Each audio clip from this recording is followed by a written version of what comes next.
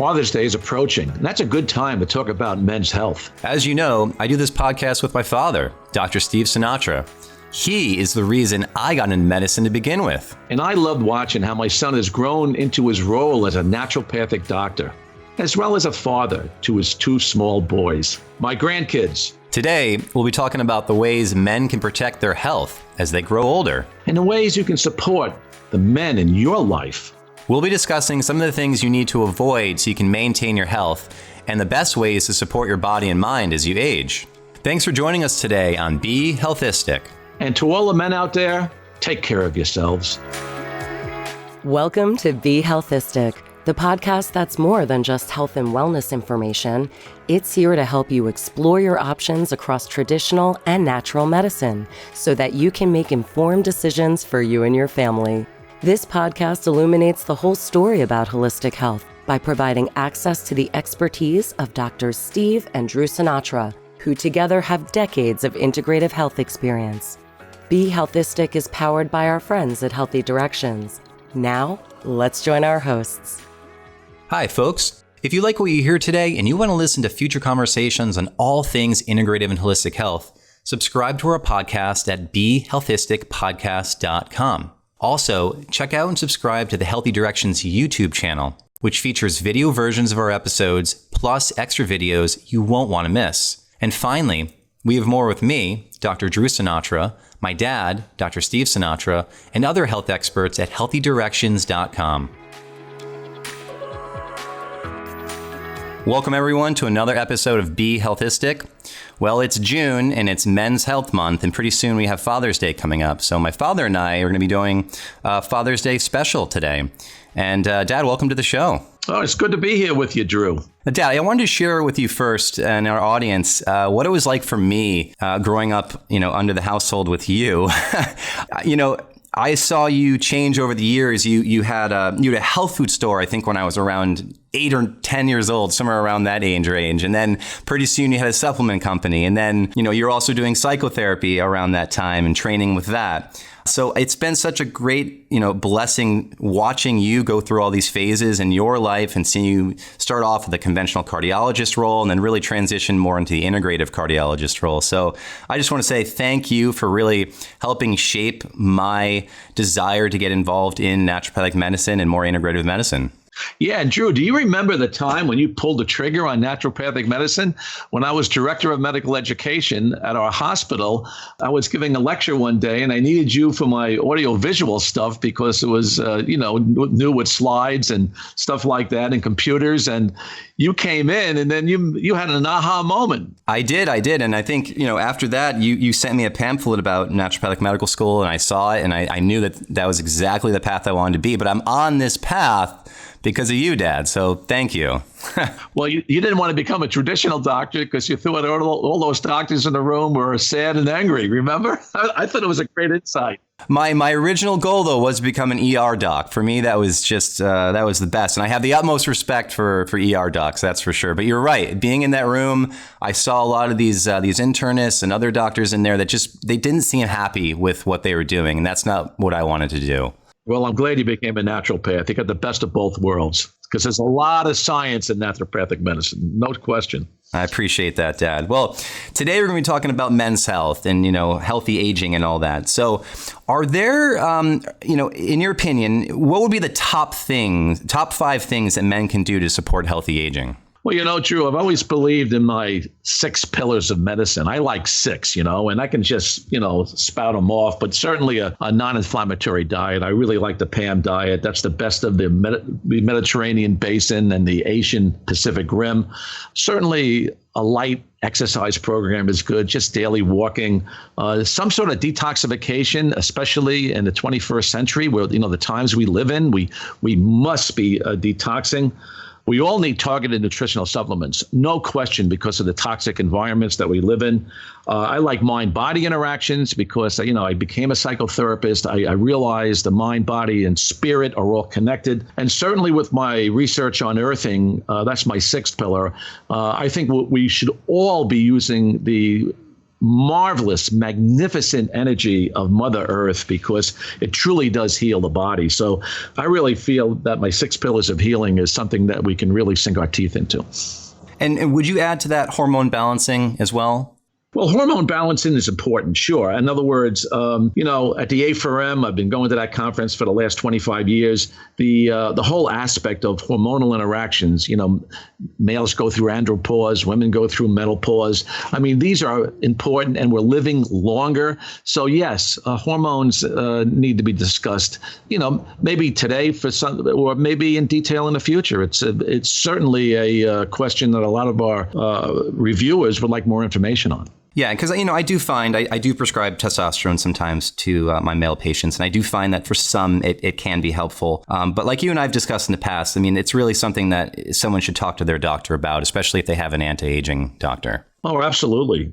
One of the things I can tell you personally, I mean, I've tried all sorts of the anti-aging, I've used growth hormone, testosterone, DHEA, pregnenolone. I mean, I lived in that movement for decades, and I'm still part of the movement. So, and one thing that I've always done, Drew, whether it's a supplement, a diet, an exercise, a hormone, I always try it on my own body before I recommend it to anybody else. So I want to make that clear to our listeners. I always experiment, and I even today I do it all the time. Well, Dad, what's so interesting is you think of low testosterone as being present in men that are over the age of 50 or 60 or 70. But what I'm finding these days is I'm testing some men in their 20s, their late 20s, early 30s, and some are coming back in the hundreds or 200s for testosterone. That to me is a little concerning. Well, I'll tell you, I mean, I lecture on this all the time, and there's no doubt about it. One of the worst things a male can do is put a cell phone in his front pocket. I mean, let's face it, I see males walking all over the place with their cell phone on their waist, on their belt, worse yet, in their front pocket, which is near the testicles.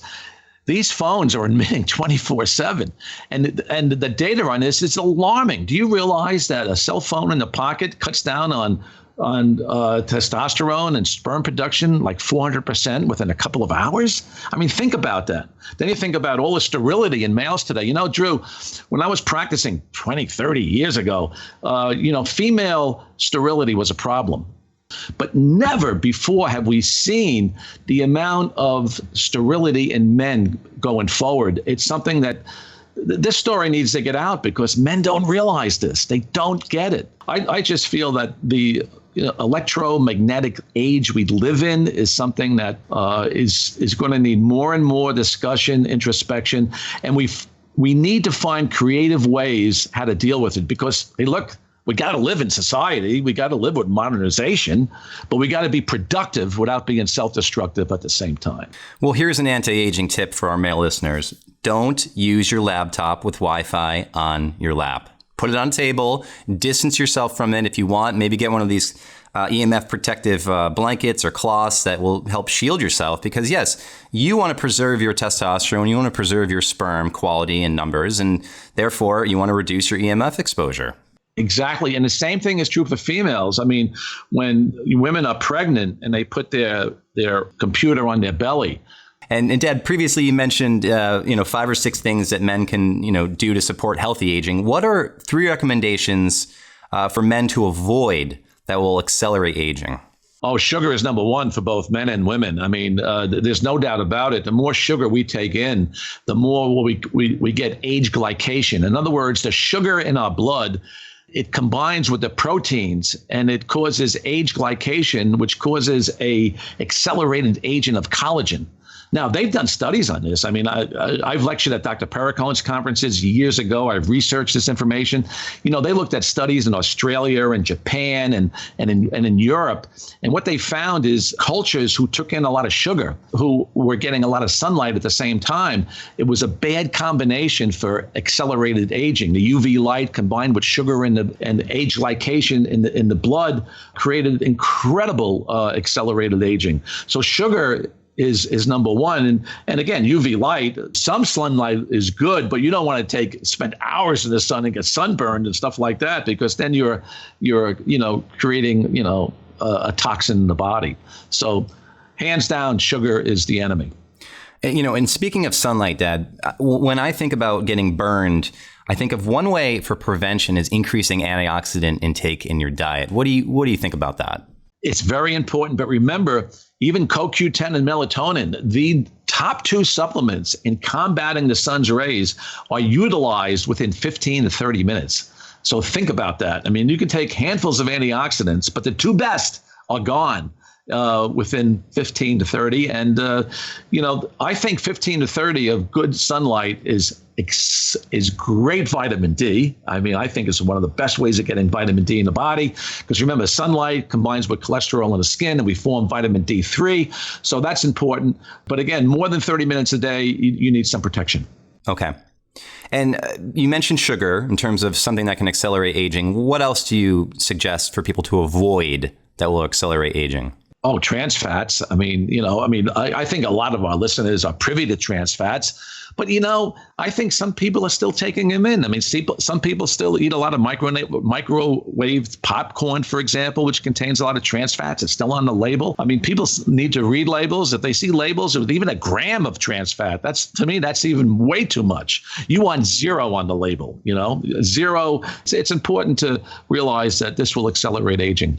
No doubt about it. And I think one thing I would add to this, Dad, in terms of the top 3 recommendations for avoiding accelerated aging, would be toxic emotions. Because I think a lot of us can get stuck in this. We're guilty of this. We may feel anger and we may feel excessive sadness or resentment at times. And there's actually studies to show that if you're really stuck in this emotional toxicity state, that can accelerate aging by inducing inflammation. Absolutely. I mean, I've written papers in the medical literature of people getting cardiac events and even aortic dissection, where they rip the aorta apart under situations of rage and anger. I mean, I believe that emotions can be the Achilles heel of our health. And there's no doubt about it. The most healing emotion is love. I mean, love is the most healing emotion of all time.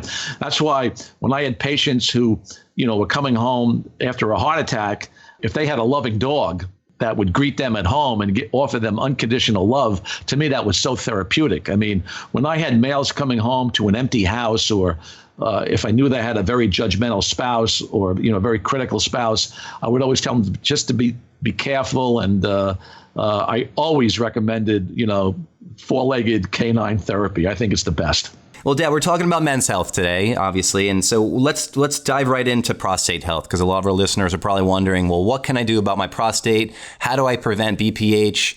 Or how do I prevent prostate cancer in the future? And really, the scary statistic is this, Dad.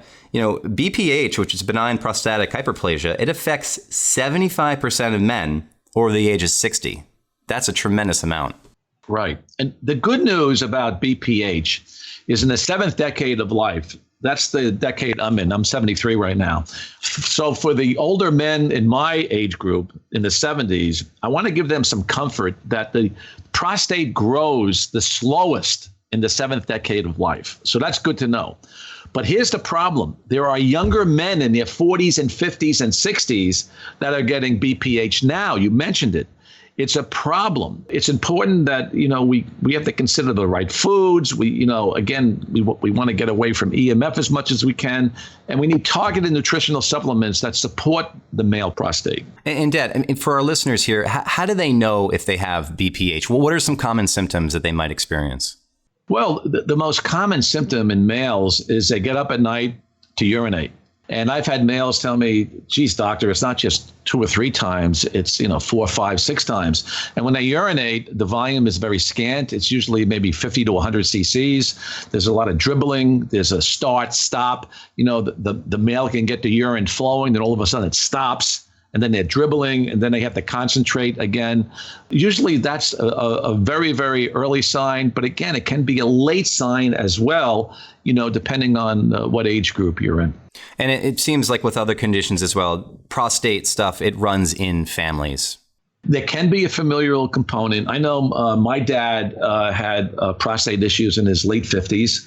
And again, I'm in my early 70s, and I do take some prostate medications. I take alpha blockers to, enhance urinary flow. That's my choice. And it's important to realize that whenever it comes to prostate issues in a male, it's not the size of the prostate or the urinary frequency. It all boils down to quality of life. In other words, if your symptoms are definitely interfering with your quality of life, then something needs to be done.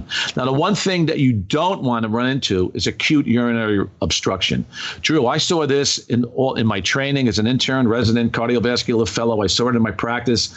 I've seen grown men crying in the emergency room with bladders that were so distended that they needed Foley catheters. And when they have a big prostate, sometimes it's hard to get a catheter in as well. So if any of our older men are listening to this, if you do have signs of severe prostatism, where you can't get urine out or it's multiple frequencies, please work with your urologist and get this looked into. Because acute urinary retention in the male is a medical emergency similar to an acute myocardial infarction in a male. It carries the same risk. It's amazing, but it's very, very important that, we want to avoid that. Yeah, that's a real frightening situation. And you mentioned symptoms previously. What about some exams or like lab tests that men can have done that might allude us to thinking, well, they might have BPH, they might have prostate cancer? What are you recommending out there? The standard, first of all, every male on the planet should get a DRE, a digital rectal examination. Some of the newer urologists don't do it today, Drew. They have you fill out a questionnaire, and if you're over 20, they may decide to do a DRE, but, in the old days, and even the urologists that I see, they still do a DRE. That's a digital rectal exam where they get a feeling of the size of the prostate. Now, if the prostate is large, a lot of these doctors will recommend an ultrasound, for example, and to find out exactly how big it is.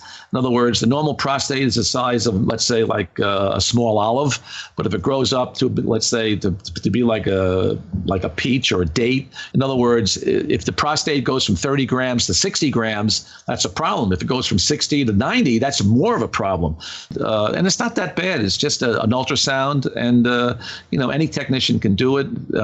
Many times they'll do it suprapubic, or they'll insert a probe in the rectum and get a direct ultrasound touching the prostate gland. And what about the PSA test? Drew, the PSA is still a good test. It should be ordered. It's something that should be done on at least a yearly basis in any male, I would say over the age of 55 or even over 50, because it does give useful information. I mean, if your PSA is low, like less than 1, you probably have a 90% plus chance of not having a prostatic neoplasm or prostatic cancer. So you can sink your teeth into that. I mean, it's not foolproof, but it's still one of the best blood tests we have to look at the prostate. And even in myself, I get a PSA once a year. But here's the pearl, Drew. Yeah. If you have a PSA baseline, suppose you're doing this once a year, and it's like that's it. 1.2, 1.4, and now you do it a year later, and now it's 4, 5, or 6. Something's happened, you see? So just that sudden rise would necessitate the need for a DRE exam, and possibly, if you have nodules, even a biopsy. So again, the once a year, prostatic specific antigen, or the PSA, is really important because you want it to stay in that low range. Exactly. And there's the doubling too. So if you've got a baseline of 2 and all of a sudden next year, the year after, you've got a 4, well, that's a little more reason for concern. Oh, yes, absolutely. Absolutely. But just remember, a male in their 70s, it's the slowest growth of the prostate. So I want to give men my age group that some hope here. Before, Dad, you mentioned some nutraceuticals very briefly. Now, if I'm going to recommend a prostate formula to a patient, I'll typically have something in there like zinc or lycopene or nettle root or saw palmetto. There's flower pollen. There's beta cytosterols. Boy, I like them all. Everything you're mentioning is great. That's all good stuff. And what do you think about DIM? Oh, I liked him. Years ago, I did have diindole methane in my prostate product. I think DIM is really a star in itself. It's the star on the stage. I really like DIM. One of the things that DIM does, it sort of has an antagonistic effect to estrogen, which is nice, And the problem today in this day and age is that, and maybe it's the electromagnetics or whatever, but the estrogen impact on men is getting higher and higher. So I think DIM is going to be more and more applicable again, going forward in the 21st century. And you only need 100 milligrams. You don't need a 300 milligram dose. I think the 100 milligram dose combined with, a lot of my other, let's say, nutraceuticals in the prostate formulas that I really like could be very, very manageable from a cost point of view and extremely therapeutic at the same time. Mm-hmm. Well, is there anything else that you want to leave our viewers with or our listeners with in terms of prostate health? Well, again, prevention is easier than cure. I mean, I want to state that. I mean, a lot of urologists are not doing prostatectomies today. Again, they're using the alpha blockers. These are medications that they can lower blood pressure, but they also lower the tension in the prostate gland. So the amount of surgery done today is a lot less. And again, if you can take medical therapy, combine it with nutraceutical therapy. I mean, you and I both agree that there's always a place for pharmaceutical therapies. We want to take the best of both worlds. We're not all in one camp. And that's what makes you and I special, because we still believe that, conventional medicine has its place. So if we use these alpha blockers and we use the targeted nutritional supplements, we get our exam once a year. I think that's the best way of preventive medicine in the male, because, again, we don't want to run into an emergency of acute urinary retention. But for all the men listening, if your urine flow is getting worse and worse, it's really time to see a urologist. That's very, very important. Yeah, well said, Dad. And, men have other health concerns too, including the heart. So I really want to dive into this because you're a heart specialist. What are some things that you think about in terms of cardiovascular disease and aging? What are some things? Well, there's no doubt about it. The older we get, the more calcification we get in our body. Even years ago, we used to recommend 1,000 milligrams of calcium to premenopausal women and 1,500 milligrams to postmenopausal women. And then it came out that overuse of calcium in supplements. And thank God I reduced the calcium in my supplements years ago. I was ahead of the curve on this. But I have to tell you, coronary calcification or calcification of blood vessels is something that I worry about. Now, about 12 to 15 years ago, I was at Yale. I used to go to the lecturing because, remember, Yale was close to where I was living in Connecticut, and because it is in Connecticut. And I met Dr. Leon Schregers and Cees Vermeer. These were two Dutchmen. And Drew, I'll never forget it. They were talking about MK7. Now, 15 years ago or 12 years ago, I didn't know what MK7 was. It's methaquinone 7. Well, who cares? What's that? And they were talking about the Rotterdam study, and they were talking about all these clinical studies, which I read about, by the way. And what they showed was that if you take MK7, or if you eat these hard cheeses like the Dutch would eat, for example, this would take calcium out of blood vessels where it doesn't belong and put it back in bones where it does belong. So when I heard this information, I literally took both these Dutchmen out to dinner on my own dime. I had 2 dinners with them. I was writing down notes. I just spent a long time with them. They were years ahead of the curve, because I think this is one of the best medications that you can take to not only strengthen your bones, because, men get osteoporosis as well. Women get it more, but men get it. And it's even worse in men. But if you can strengthen your bones while diminishing coronary calcification, that's the way to go.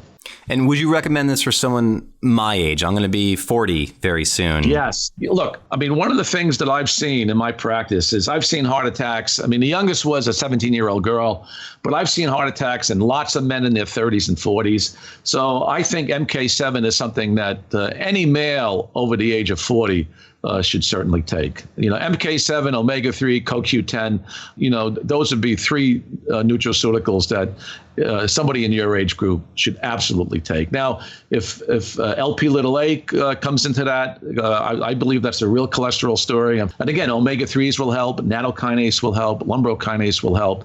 So, any of those factors can help to neutralize the toxic effects of LP(a). And what about turmeric, Dad? Is there any effect on turmeric on LP(a)?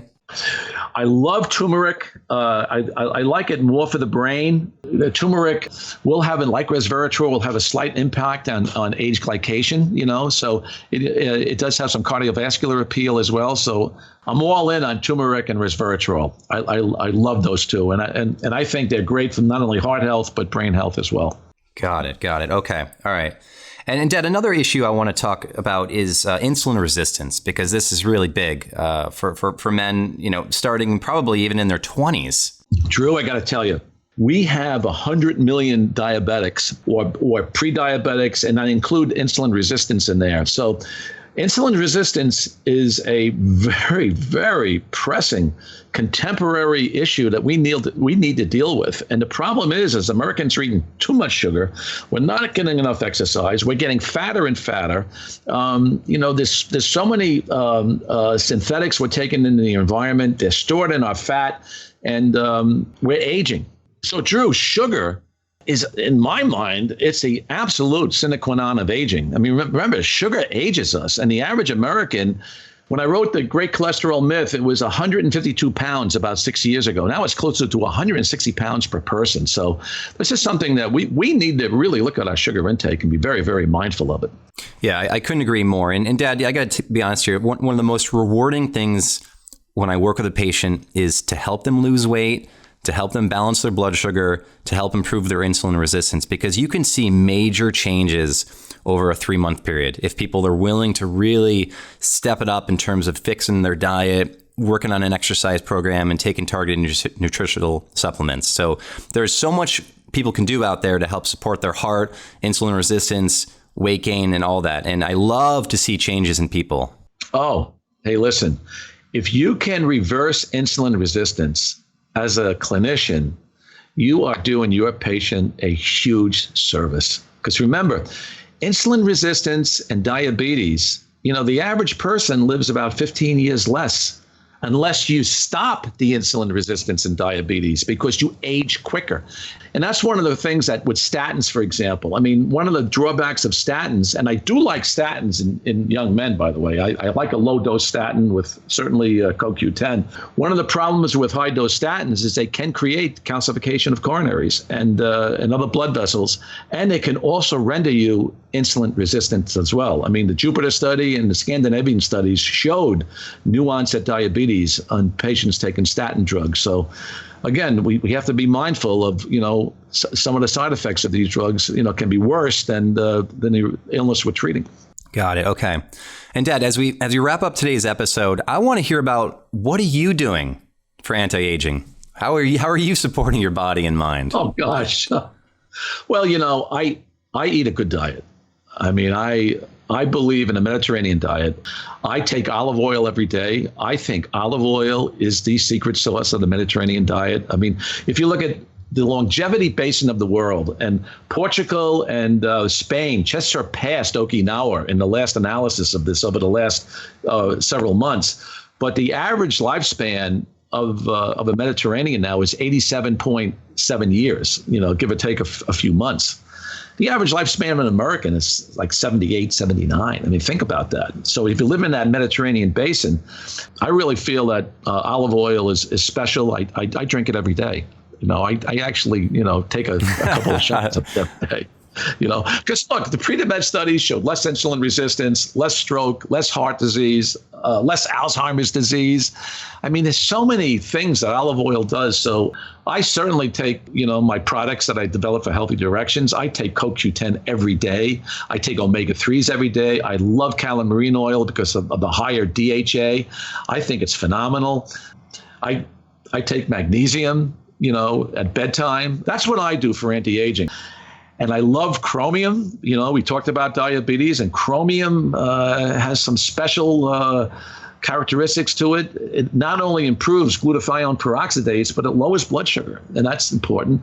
Berberine is another nutraceutical I like. I learned about berberine about a decade ago. I think it's one of these great nutraceuticals. I take that myself. So there's a lot that people can do, and getting healthy is not rocket science. It's just a healthy diet and mind-body interactions and taking targeted nutraceuticals and doing a little grounding and stuff like that. It's not difficult, Drew. And for those that are listening that are around my age, I'm 39 right now, I believe that we should start doing these things as early as we can. So for me, exercise is one anti-aging modality that I have to have in my daily and weekly regimen. Drew, you're right. Remember the vacation we went on last year at the Redwoods, and we walked and walked and walked. I mean, you're a great walker. I mean, you're a hiker. I mean, you're a wilderness guy. So I'm so glad you're in that form of exercise. And I don't know if our listeners know that you're into kite flying as well. Oh, the kite surfing, I was out yes. yesterday. Yeah, kite surfing. And that's one sport you really like. And by the way, that sport takes a lot of strength and endurance. I mean, that's an amazing sport. Well, it's really my mind-body medicine is kiteboarding, because when I'm out there, I'm connecting with the water, I'm connecting with the air, I'm connecting with animals. I see, dolphins a lot. There's all sorts of animals here in California, and it's a great exercise, like you were saying. And it's for me, it's something that I have to do regularly. So, Dad, as we wrap up today's episode on men's health, what are some takeaways? Oh gosh, there's so many things that come to mind. I would say be optimistic. Don't be pessimistic. Remember, pessimism breeds illness. You want to be mindful of what's really important in life, especially what's happening, in this, the situations, going on right now. And I think, taking targeted nutritional supports is very, very important, because the environment is more and more toxic. I've been saying this for 40 years. Take your coenzyme Q10, take your omega-3s, take magnesium, broad spectrum vitamin and mineral support. I love curcumin, turmeric, Chromium X. And again, I would say a non-inflammatory diet. And you mentioned exercise, and certainly grounding. I think grounding is very, very special. And our bodies are all inflamed. And once you touch Mother Earth, you're taking in that human resonance that corrects the overactive autonomic nervous system and brings the body back into homeostasis. That's what we all need. And one thing we didn't even really discuss today, Dad, which just ties in everything you just said, is the term inflammaging. Inflammaging. Yes. So it's all about aging due to inflammation. That's right. That's absolutely right. Years ago, it was all about cholesterol. Cholesterol caused heart disease. No, it's really inflammation that is the root cause of not only heart disease, but Alzheimer's, diabetes, neurodegenerative disease. I mean, you name it. I mean, what we need to really teach our listeners is, how do you block inflammation, or how do you stop it in its tracks? And I think a lot of these podcasts, we've handled that information, and we've done a good job about it. Yeah, especially the one that you and I did on detoxification, because ultimately, when you reduce the exposure of a lot of chemicals in our environment, you're going to reduce the oxidative stress that your body's under, and therefore reduce inflammation. Correct. And keeping our listeners healthy, because that's what it's all about, is really, we're offering hopefully solid wisdom to keep you out of the doctor's office, emergency room, or to the hospital for that matter. That's right. As my dad and I talked about today, prostate health is something that all men of all ages need to think about, even guys who are in their 30s and 40s. As I mentioned, I'm in that age group now, and I want to make sure that I'm doing all that I can to protect my prostate health, because it's never too early to start employing some prevention tactics.